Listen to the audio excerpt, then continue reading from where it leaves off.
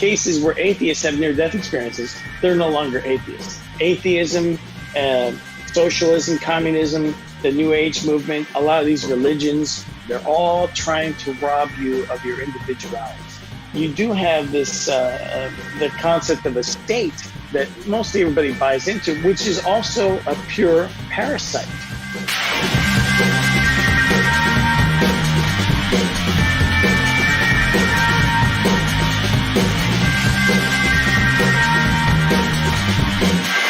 From Acapulco, Mexico, this is Anarchast.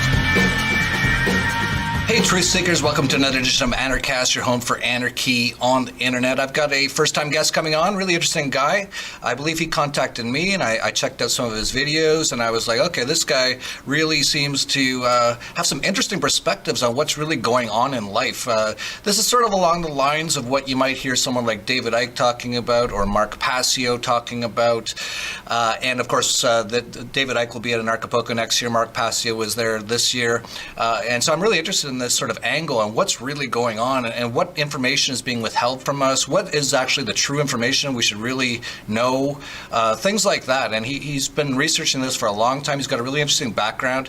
It's Dan from overwatchproject.com, and we're going to get into all these topics. But Dan, before we get started, why don't you tell us a little bit about yourself and how you came to anarchy and how you became an anarchist?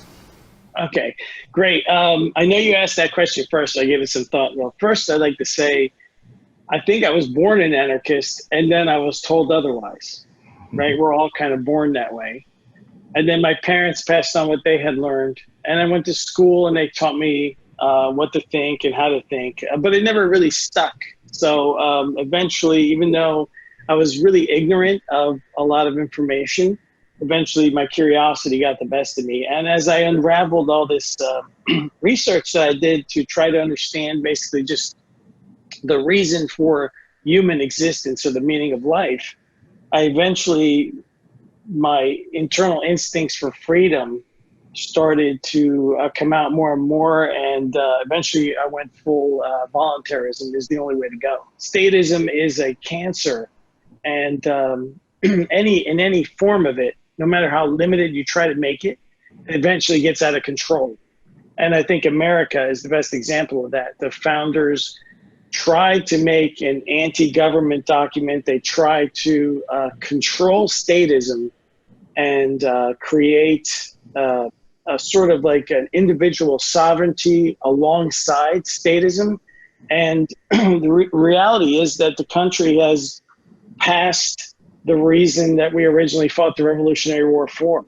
It's gone completely overboard in regulations and laws and arbitrary laws, and meaningless laws. Like, for example, in New Jersey, you cannot pump your own gas, but in Florida you can, or most other states you can. Are the human beings in New Jersey somehow different than the human beings in the rest of the country, that they can't pump their own gas? I mean, it's kind of all over. It is like all kinds of meaningless, arbitrary rules and regulations that have nothing to do with preventing violence or preventing aggression or keeping people from harming other people that have ill intent. They do that too, but because of statism is in there, it's also a political tool, and you're always at the whim of whoever is in charge. What's interesting about you that I found is you've got some really interesting views on what's actually really going on in the world. And this is an area that I just keep going deeper and deeper down the rabbit hole. Essentially, I'm at the point now where everything that we've been told by the cult, the culture, the schools, the governments, the mainstream media, the mass media, if it comes from there, I just completely do not believe anything that I'm told by any of it. I just look into everything myself. And the more I've done that, the more I realize everything's a lie that we're told, and there's so much more information that's being withheld from us. And you've gone down this rabbit hole as well over many years. So why don't you maybe start with that? How did you get started, and where did it start, and where, lead up to where you are now, and what you think's really going on? Sure. So originally I started with simply trying to answer the question of, I was raised Catholic, and I went to Catholic school from kindergarten all the way through high school. So I had a lot of religious indoctrination, and I grew up in and kind of adopted more conservative politics because at least there I was taxed less, and I was, the right to keep and bear arms was somewhat protected. And but as I tried to first do research into I just originally tried to prove which version of Christianity was authentic, because I had a big problem with the Catholic Church in general, all these accusations of pedophiles and abuse. And I personally was never abused that way, but as a young person in grammar school a long time ago, it was common to get, hit if you had the wrong answer. It was just true. The nuns would take out rulers and smack you with it and all that. So it was a lot of fear-based education. And as I went down the rabbit hole, at first I sort of got sidetracked because I didn't realize, although I had psychology training, I went through a couple years of psychology classes in college. I didn't realize just how bad my own cognitive biases were at first. So eventually there was just so many problems with modern day religions that I couldn't logically sustain them anymore. And I knew atheists were also wrong because there's a whole bunch of research I went through. I don't know where to begin, but let's start with the consciousness factor. Humans have consciousness, and science has been trying to explain it or explain it away since materialism has come up, because they don't like it. They want to tell you it's an illusion or something.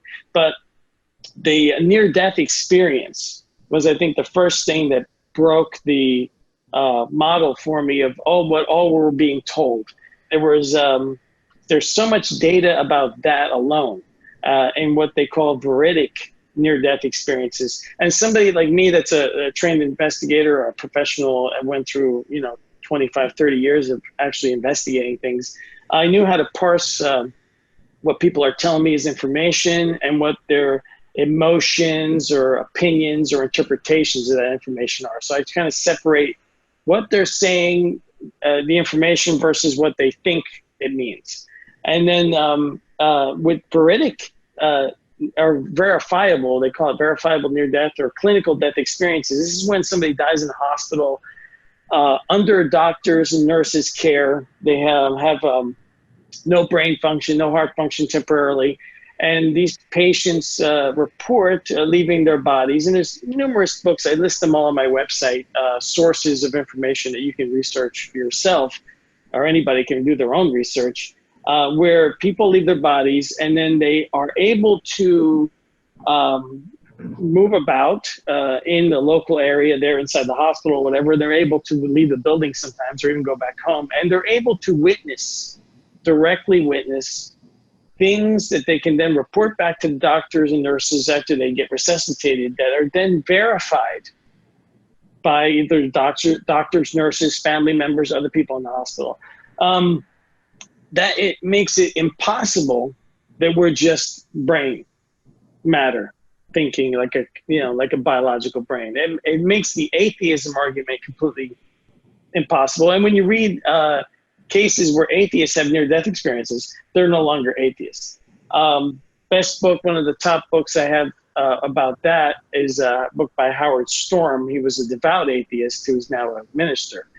But as I went through all these cases, and then the reincarnation research blew me away, because I had no idea, as I was following all this data around, that there is a profound amount of research from the University of Virginia Perceptual Studies Division, 30, 40 years of scientific and all kinds of research that they've done, and books and papers that they published that you can download or read from their website. University of Virginia Perceptual Studies Division essentially proves that reincarnation happens. So then that's two major things. Really profound near-death experience cases that are completely unexplainable, like Anita Morjani. She is a woman who had cancer. She has a website, a book she published. Her case has been studied by every major cancer research center, and none of them can explain it. So she was essentially died of cancer for a short time that she was clinically dead in a hospice. And then as she had her near-death experience, she came back into her body, and her body healed itself she had massive lethal cancer, massive cells, and they all disappeared within 3 or 4 months. She sort of came back to life on the bed and told the doctor, I'm going to be fine now.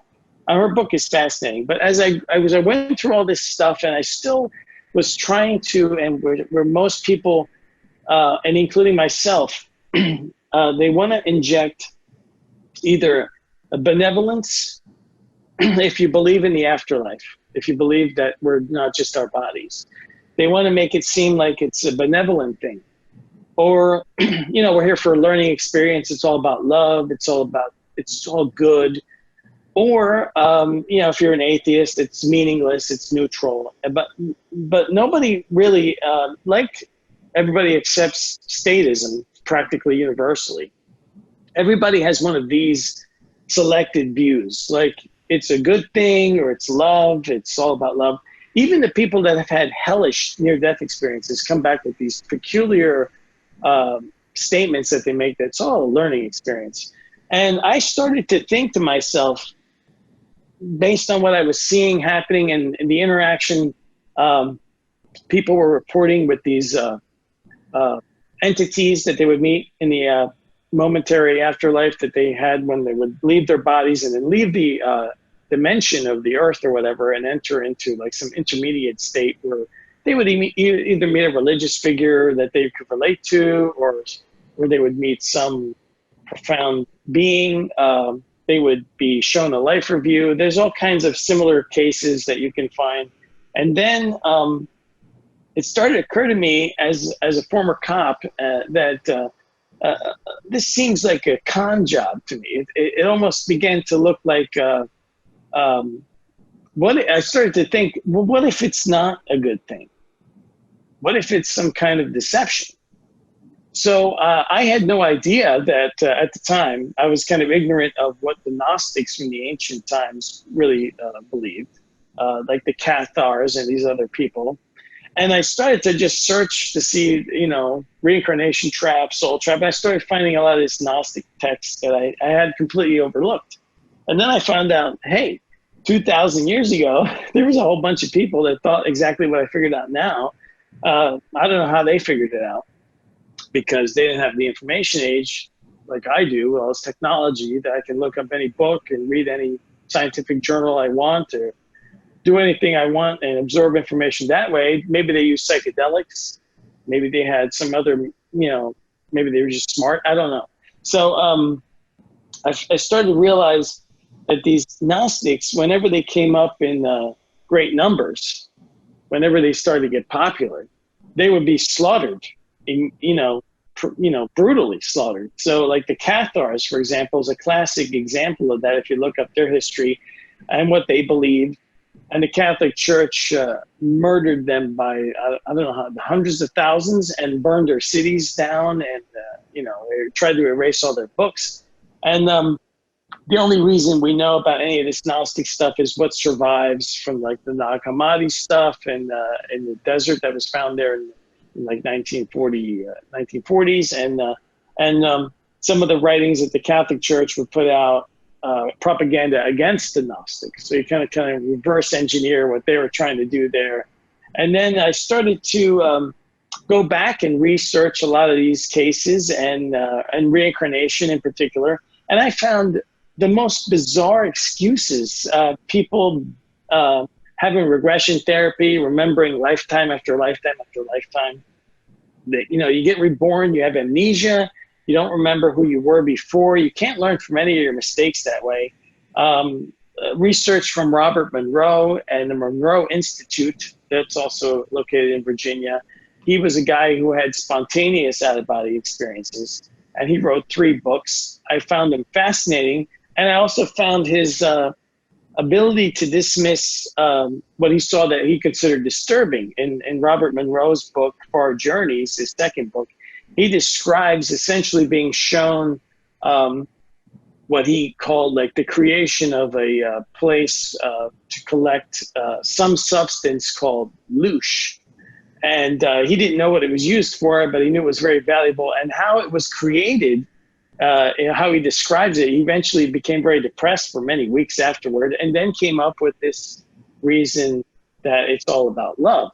Something that a friend of his, Tom Campbell, a physicist who's done a lot of consciousness research, also just says it's all about love. And then none of this made any sense to me, because a lot of this behavior was seeming parasitical. It was like parasite behavior, because this whole thing that he observed with this loosh creation was about creation of essentially the earth created for to be a loosh farm. And loosh was created when beings experience separation, anxiety, fear, chaos. And the more of that you could generate, the more loosh would be made. Loneliness would create it. And eventually, it's said that the way he describes it in great detail in his book, what he was shown in and as he was doing these out-of-body experiences, was that at first, they had like beings of asexual nature, but then they realized that they split the genders in two, they could create even more chaos and more loneliness. And that led to eventually the human creation, which according to him, in order to get really refined, some kind of substance called loosh, really refined loosh, they did something called by putting a divine spark into a certain being that had part of the creator in it, and that really generated a lot of this stuff. So I don't know if that's completely accurate, but it fits with what the Gnostics said 2,000 years ago, with the behavior that people have in these in every kind of thing: atheism, socialism, communism, the New Age movement, a lot of these religions. They all have a sort of a subtext in common. They're all trying to rob you of your individuality and your sovereignty, your personal individuality and sovereignty. I found that really curious, because you get this whole sense that you're not you. You're part of an all. You're part of some oneness. You're supposed to try to get back to that oneness. It's all designed to give up your personal identity. And then when you look at the real world, they have this saying in a lot of these occult schools, like Mark Passio's probably great at explaining this: the as above, so below. And when you look at the real world, the world that we experience, the material world, that you could say is an illusion, as some scientists now are saying it's a simulation that we're in. When you look at the real world and how it behaves, you do have this the concept of a state that mostly everybody buys into, which is also a pure parasite. And then, because it starts off with taxation, right, which is theft, robbery, extortion, which is really funny, because when I was being trained in law enforcement, when they were teaching me the robbery statutes, I remember thinking to myself, and this is back in the 90s, before I knew any of this stuff, I remember thinking to myself, gee, that's funny. If you change the word robbery to tax, it's the same definition.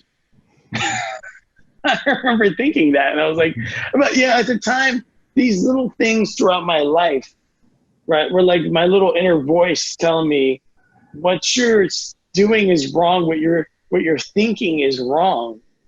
The clues are right in front of you. My subconscious is trying to tell me, look. So then eventually I began to piece together a model reality, which I think is very important, to have the total picture, like a broad picture of reality based on the totality of information. And it's something I picked up in all my investigative classes and everything like that. If you're not looking at the total picture, you're not seeing what really happened. So you will make mistakes. You will accuse the wrong people of doing something you didn't do. It was very important to me to never get anything wrong, because I do have a high respect for individuality, freedom. I don't want to bother people if they're not harming other people. It was in my nature never to do that.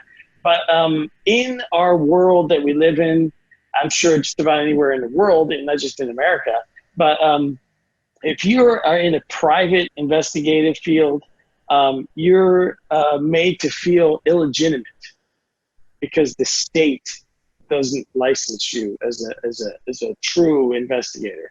So in order to feel legitimate, a lot of cops become cops because they want to feel they can legitimately, they perceive this myth, like Larkin Rose does a great job explaining, this mythology of authority.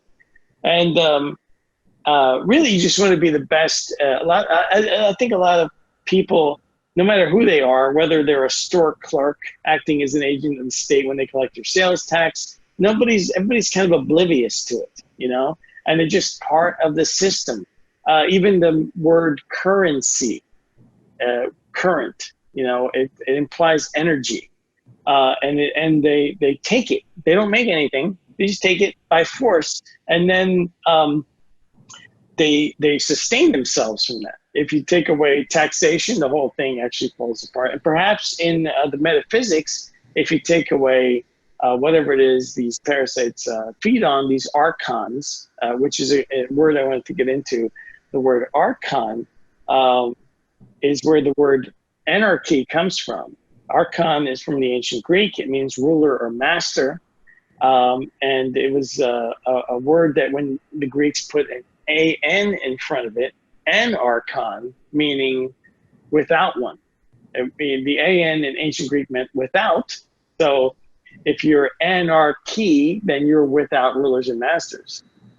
You're no longer enslaved, is what it really means. And the word has been weaponized. It's been polluted by people that use it, or people get tagged with that label as they're running around throwing fire bombs in stores and stuff like that. And that is not really anarchy. Anarchy is talking about a stateless society where we don't have a parasitic system operating over us.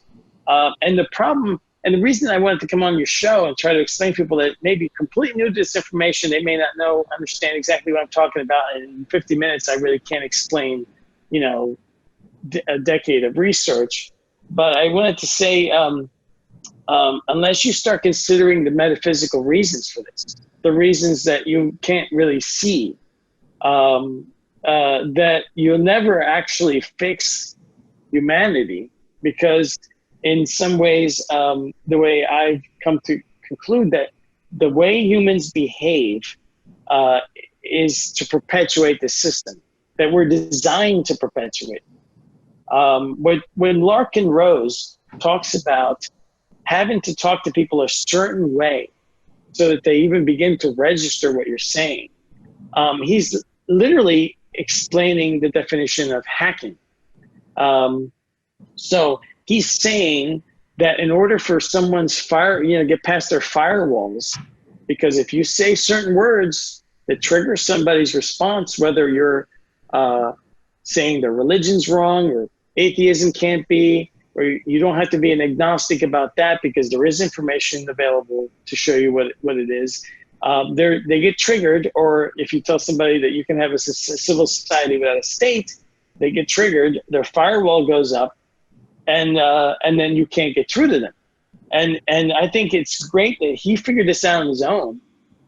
But he's describing exactly the literal definition of hacking. Most people associate hacking with computers, and I love computers. I work with technology now,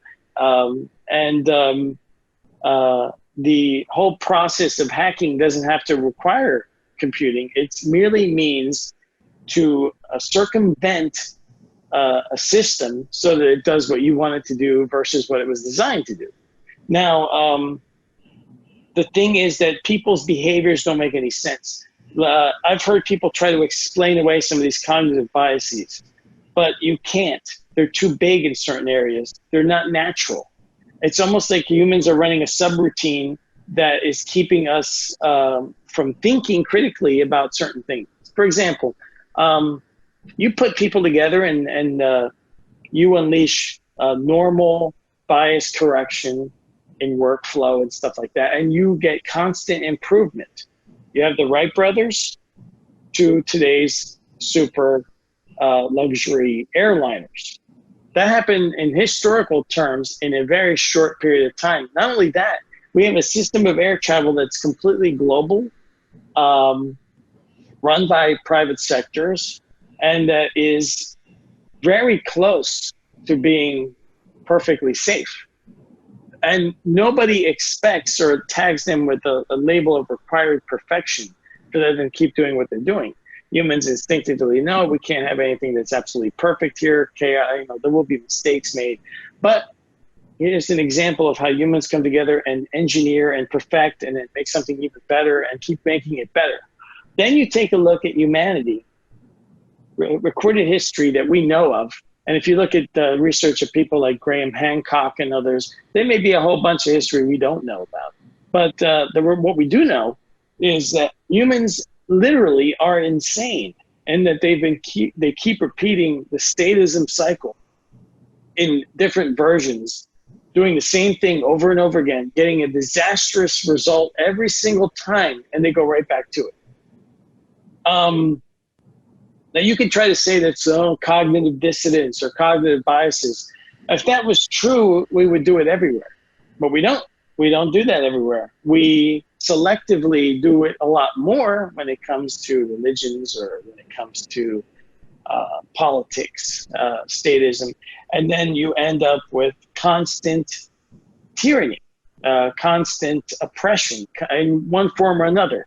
You could be freer in one part of the world and more enslaved in another, but you're still enslaved just because the masters on this particular area are a little bit nicer. You're still not individually free. And the fact that most humans do not ever question that at all. It took me years to unravel this. It took me a while to figure out I was doing it myself. I was trying to justify this, or whether it was statism or my former religion that I don't have anymore. Who will build the roads? Surely there must be a version of this religion that's true. It's got to be. And then, of course, if you just take emotion out of it, if you just suppress your biases, then the whole it's like the Wizard of Oz, right? The whole curtain falls down, and you see there's nothing there. I've been believing in nonsense the whole time. And a lot of people, when I show them evidence, they will not want to hear it, not because it's not making sense, but because it starts to make sense to them. And they flat out tell me, that's too disturbing for me to think about. I don't want to think about it right now. And through this whole process, I've started to realize the whole purpose of death after you die is not to get reincarnated again. It's to gain, I think the Gnostics were right. And some of the other certain other belief systems, like maybe the Tibetan Buddhists, that particular group, because they all focus on ending the reincarnation cycle, being aware that you're being tricked or seduced after death, and then leaving here because beyond here there is a multiverse, an omniverse, an infinite number of better realities that you can go to. So in some sense, I agree with David Icke. If you can change the channel and watch something different. What we perceive as reality here is just because we're focused in on it, and that's what we see. But there's evidence, all kinds of evidence. And I think because of free will, they can't keep you here by force. So they use an elaborate deception, an elaborate scheme of trickery to get people to come back here, seduction, fear, your religious beliefs, whatever it takes to keep you here because you're valuable. Just like to a state, the worker is valuable and keeps the state operational. So that's sort of, did that make any sense? Do you have any questions? Or? Oh, I should mention too, there's one book that I started reading that I thought was kind of interesting, the Tibetan Book of the Dead. So you brought up the Tibetan Buddhism. That kind of like strikes me as being on the right track a bit, more than most of the others, but carry on. Yeah, Tibetan Book of the Dead is fascinating because it parallels a lot with like the Cathars thought or some of these other Gnostic religions. A lot of people don't realize this. Before 324 AD, Christianity was just it was like the Wild West out there. It was like no leadership, decentralized. Everyone's opinions mattered. Women were treated, on the same level intellectually as men. They could have their own opinions. In 324 AD, Constantine started making it into a state religion. At that point, everything got corrupted. While you can still find, any good liar has to have a little bit of truth in the lie or it doesn't work. So you can still find good nuggets of information in these books like the Bible.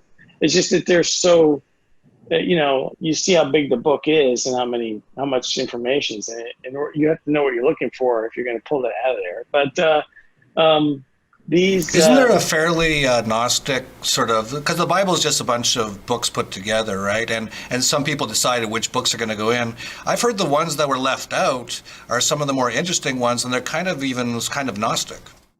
Yes, well, all the Gnostic writings were, of course, left out. And you can go to the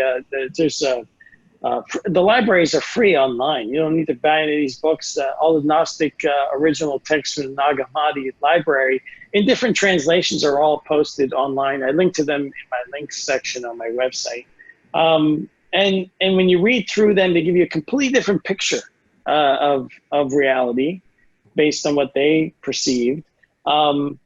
To them, Jesus was just I think, and not so much somebody that was born as a human, but actually came here to what they thought was to awake people, to wake them up and tell them that they're enslaved and they can leave. That the Gnostics believed that there was this that the God of this world. They used a Greek word called the Demiurge, which essentially translates to craftsman. They believed, and keep in mind that between like 30, 40 AD to 324 AD, this was a popular thing going around. They believed that this Demiurge is what the Old Testament, throughout the entire Bible, essentially what Yahweh is. And in some other religions had different names. And he was the maker of this reality, and he is a psychopath. According to the early Gnostics, he's a nut who's killed millions and millions of people and prevents people from living in knowledge, and keeps us ignorant, keeps us dying over and over again. And his agents were called archons, and these were these parasites that feed off of our suffering and keep us down. And the Cathars, they actually said that we were essentially angelic beings trapped in matter. And when you read near-death experience reports and you see what people feel like or what some of them discover about themselves when they're out of their bodies, it does make sense. I mean, people have transformed into beings of energy and pure light when they come out. Some of them, like atheists, for example, when they have a near-death experience, they project their physical human body almost exactly, including all the pain, because they don't believe in anything else. So a lot of things it seems to be that your mind is keeping you trapped here because you don't have knowledge. And the whole thing with the Gnostics were, it's knowledge that's going to set you free, not any of these other things. Forget about original sin and all this other nonsense that you're taught. It's strictly knowledge. Once you realize what's happening, you can't be tricked. It's like this.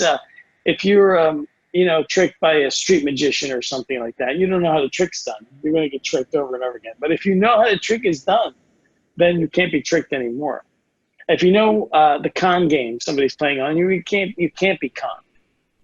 Is essentially a simplified version of what these people were trying to tell everybody before they were killed in great numbers. The Library of Alexandria, the woman Hypatia from history, she's famous for trying to spread truth. Not to get too sidetracked, but before I forget, I did want to mention to you that as I went through all this information about history, I came across a the history of the golden age of the pirates in the Caribbean here, between Florida and the Bahamas, and the Republic of Pirates. They called it the Republic of Pirates, but it really wasn't a republic. I wanted to mention to you, because you should read some books about that, because that was actually a stateless society that internally had a non-aggression principle with each other. And even though they committed theft, they would steal from, they were essentially stealing from the British government and the Spanish government at the time. So people that say, well, you can't have a cohesive stateless society, you know, they're mistaken. From 1650 to like 1720, the Bahamas and certain islands over there were completely controlled by these so-called pirates, and they had a stateless society with no leaders and no hierarchy, and it worked. Even the ship captains were not like the captains on other ships. They could be removed from power. They sort of had like a pseudo power. They were able to make decisions in emergencies, but some captains on pirate ships weren't even allowed to sleep in their own quarters. And they used a lot of psychological warfare with some of their thefts. For example, Blackbeard, as a pirate that never really killed anybody. He just knew how to scare the crap out of people and get them to give up their stuff. And a lot of their crews on these pirate ships were defectors from the British ships that were torturing them and treating them worse than practically on the same level as the slaves they were on. So, and women had also emerged as like Anne Bonny and other figures in that era. I just wanted to mention that to you because, anarchists always get accused of, there's no example of that ever happening. There's no stateless society, you can't have one, but that's not really true. If you look at the golden age of the pirates, they had a stateless society with very simple rules of cooperation and voluntarism. So, but did you want to know more about Gnosticism or anything else? Yeah, that's interesting on the stateless society stuff. Of course, pirates nowadays are kind of portrayed in things like Hollywood, which is a propaganda machine for the globalists as being all dangerous and all that. It's very typical. Anarchists, same thing. Someone breaks a window, it's an anarchist. They don't want anyone to know about true freedom and things like that. We don't have a lot of time. We got maybe 5 minutes before I have to move on. And we didn't get too far into Gnosticism. Maybe in about 5 minutes or so, you can give us some information about what it is, where we can get more information on it, how we can start looking into this stuff. And I guess maybe this will be too big of a question to ask and answer in 5 minutes, but you know, what is sort of the point of all this? Like, what are like so the whole point is just to get knowledge, but that's pretty general. Like so if we get enough knowledge, we start to realize this is all kind of fake, which I kind of think it is. I think it is really, well, it's not really real, that's obvious, but to me it's mostly just a 3D video game fake sort of situation here that we've been thrown into for whatever reason. I don't understand the reason though. Maybe way too much to answer in 5 minutes, but maybe just respond to that in the next 5 minutes. Yeah, okay, so the way I look at Gnosticism is it's earned knowledge. It can't be given to you. You can't get it in some kind of magic spell and you can't get it in a ceremony. First you have to want it, and then you have to earn it yourself. It's a personal thing. There's no rules. It's you have to understand biases and cognitive issues that humans can fall prey to. You have to control them. You have to get rid of that in yourself. And then you simply try to acquire knowledge and not exclude information because you find it disturbing or not to your liking. And if you do that enough, you know, you just take it all in and look at the big picture, because you may not know the details. You may not be able to see. We can't know because our consciousness is limited by our brains and our bodies. And that's something like scientists like Rupert Sheldrake have explained, and others, Pim van Lommel. All this information is, you know, you'll find all these people on my website, but these scientists refer to the brain as a limiter. Yet they still don't see that that's an issue. Like they still think it's a good thing for some reason. But because you're limited, you may not be able to get all the answers. But you can get like the big picture, the totality of the information. And if you're not looking at the totality of the information, you're not going to even get to anywhere close to the truth. The truth is another word that's been corrupted. There's all kinds of truthers out there. Let me just say this. It's about being consistent with all the information. Gnosticism is a harmless thing. It is simply means that you don't want to be ignorant anymore. Eventually, you will start to see problems with everything that you're told, or how could this be benevolent? How could it be good for me if you know, you won't be able to make it fit into the box of love and benevolence anymore.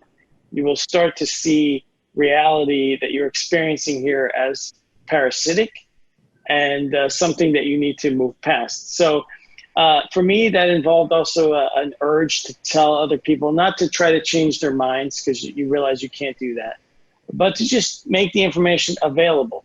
And then anybody who's interested can do what I did. Research, learn for yourself, look at all the information. That's one of the things I built my website for, is simply house all the evidence I've looked at so that anybody could do the same thing without having to go hunt it down piecemeal. And then you can look for more beyond just what I list there. Is not everything. I have more, but I can't put it all there. It would be information overload. So what I have there is an enormous amount, and it could take years to go through it all. But hey, at the end, you'll feel better, and it's not something to be afraid of. Is fear. You have to be fearless in this stuff, and eventually you're just going to come to terms with, well, I'm going to live my life morally, and I'm going to try to not aggress on other people. And then when I die, I don't have to worry about any false guilt or false karma, any of this other nonsense. I can just leave. And something that the Gnostics believed is that once you knew what was going on, you could just leave. Something Tibetan Buddhists try to tell you in the Book of the Dead is that you're going to try to be tricked. They're going to try to trick and seduce you, or fear and put you in fear, so that you go into reincarnation. And their advice, if you really break down what they're trying to say, is if you let yourself just get reincarnated, you could end up in a horrible, abusive family, or some, really poverty-stricken or something. For all you know, Jeff, you may have been somebody who chose to be here in your present incarnation because it allowed you to figure things out. So, and you have gnosis already. I can tell by the fact that you are aware of all this stuff. So it's it's not like you can change your outfit or anything. There's no priest or church to go to or anything like that. It's just, you know it when you know it, and then that's all you need to know. So does that help?